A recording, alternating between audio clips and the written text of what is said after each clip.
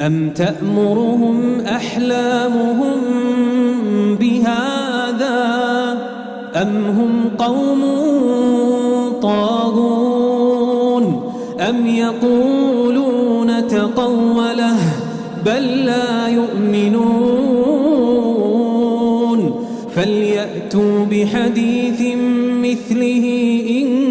كانوا صادقين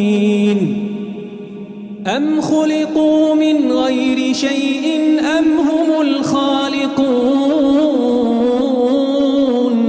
أم خلقوا السماوات والأرض بل لا يوقنون أم عندهم خزائن ربك أم هم المسيطرون أم لهم سلم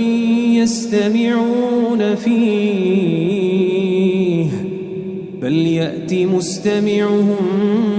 بسلطان مبين.